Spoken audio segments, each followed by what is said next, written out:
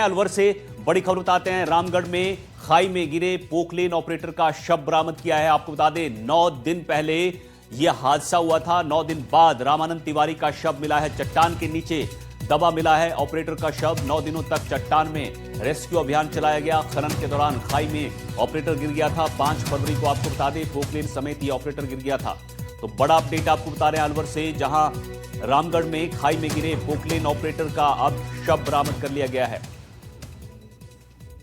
तो दुर्घटना स्थल था वो अपने आप में बहुत बड़ा चैलेंज था हमारे लिए। कई हजारों टन मलबा था, उसके जस्ट नीचे खाई और उसमें पानी। इन दोनों ही चैलेंजों से इतनी गहराई पर निपटने में बहुत सारे चैलेंज आए। सभी के सहयोग से mining department, revenue department, police department और आमजन और उनके परिवारीजनों के अनुभव से जो हमें मार्गदर्शन मिला, उस सभी के सहयोग से आज 9वें दिन हमें बॉडी है उसको हासिल करने में सफलता मिली।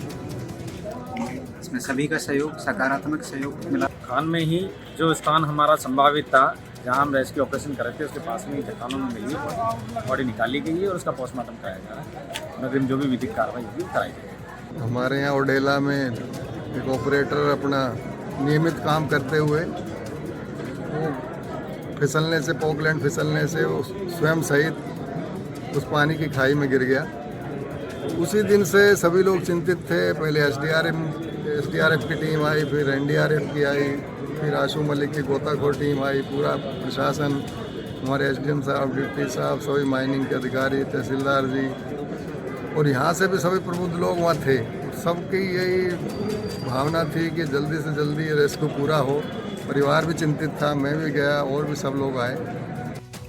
मुदित हमारे सहयोगी अलवर से ज्यादा जानकारी के साथ जुड़ गए हैं। मुदित, रामगढ़ में जो बड़ा हादसा हुआ था 9 दिन पहले, अब यहां पर शव को जो है वो निकाला गया है। 9 दिन तक यहां चट्टान में रेस्क्यू अभियान चला, इतना वक्त लग गया यहां पर? जी बिल्कुल, ये माइनिंग का क्षेत्र था और माइनिंग यहाँ पर लगातार जारी थी और उनको माइनिंग जो हुई है उसको लेकर के बीच में भी जिस तरह से वहां पर जो विपक्ष के लोग पहुंचे थे, उन्होंने आरोप लगाया कि चट्टानें जो है वो पूरी तरह से धराशायी हो चुकी है। गहरे गहरे गड्ढे जो है करीब 200 फुट तक उसमें पानी भरा हुआ बताया गया था, जिसमें से काफी प्रयास के बाद, बड़ी क्रेनों के बाद एनडीआरएफ एसडीआरएफ की टीम ने क्रेनें मंगा करके जो पोकलैंड मशीन जिस पर ये चालक काम कर रहा था, उस दौरान चट्टान ढहने से वहां पर गिरा था, उस पोकलैंड मशीन को 5वें दिन वहां से बरामद किया। जिसके बाद अंदेशा हुआ कि जहां पोकलैंड मशीन प्रशासन को, एनडीआरएफ को बरामद हुई है, वहां से ही कहीं ना कहीं दूरी पर वो जो चालक है उसका भी वहीं पर सुराग मिल सकता है। लेकिन जिसके बाद लगातार प्रयास किए गए और प्रयास के साथ ही वहां से पानी को खाली कराया गया। तो लगातार 4 दिनों तक जो बड़ी मोटरों के जरिए वहां से पानी खाली कराया गया। करीब 12 फीट पानी खाली होने के बाद जो चट्टानें नजर आई, उन चट्टानों के नीचे आज 9वें दिन वो शव मिला है और 9वें दिन शव मिलने से परिवार के लोग भी वहां लगातार फर्स्ट डे से ही वहां पर डेरा डाले हुए थे। प्रशासन पूरा वहां पर प्रयासरत था। देर रात के समय में वहां पर बोरिंगों से पानी को निकाला जाता था बड़ी मोटरों से और दिन भर गोताखोर उसकी तलाश करते थे। लेकिन कहीं ना कहीं मलबा और पानी दोनों ही एक बड़ा चैलेंज बना हुआ था एनडीआरएफ एसडीआरएफ के लिए और उन बड़ी बड़ी चट्टानों को हटाने के बाद उस शव को बरामद किया गया है और जिसका आगामी जो पुलिस प्रक्रिया है उसके तहत शव का पोस्टमार्टम होगा और उसके बाद शव परिजनों को सुपुर्द किया जाएगा।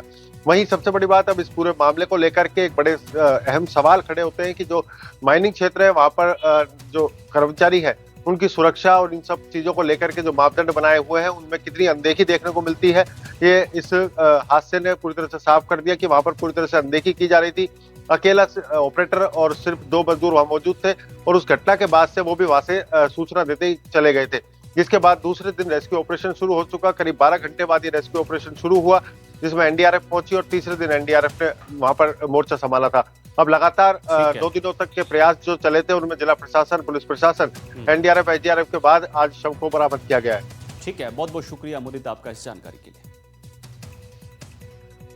चलिए आगे बात किशनगढ़ की कर लेते हैं। यहां बजेड़ा बालाजी इलाके में पैंथर का मूवमेंट देखने को मिला है। फार्म हाउस के पास डंपिंग यार्ड में जानवर पर हमला किया। पैंथर ने बछड़े को यहां पर शिकार बनाया है। घटना के बाद से गांव में दहशत है। वन विभाग का सर्च ऑपरेशन जारी है।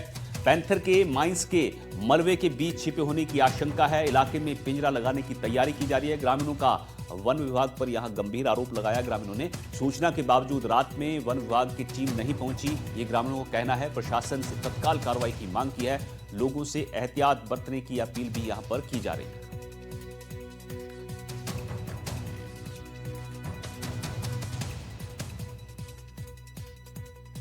चलिए जयपुर के दूदू से आपको खबर बताते हैं, जहां तेज रफ्तार पिकअप बेकाबू होकर पलट गई। हादसे में आपको बता दें कि 2 लड़कियों की मौत हो गई है, एक घायल है। घायलों को अस्पताल में भर्ती कराया गया है। पिकअप का टायर फटने से यह हादसा हुआ है। पाली की रहने वाली दोनों लड़कियां बताई जा रही हैं जिनकी मौत हुई है। आपको बता दें कि NH 48 पर दांतरी गांव का यह पूरा मामला है जहां यह हादसा हुआ है।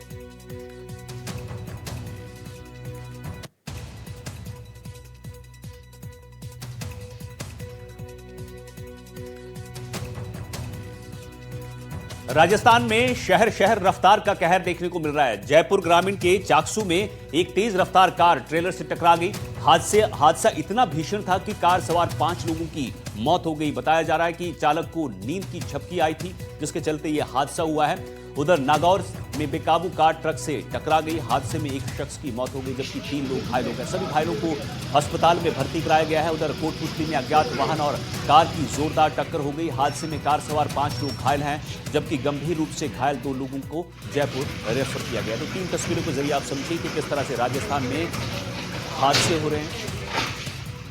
चाकसू में ट्रेलर और कार आपस में टकरा जाते हैं, 5 लोगों की मौत हुई है यहाँ पर।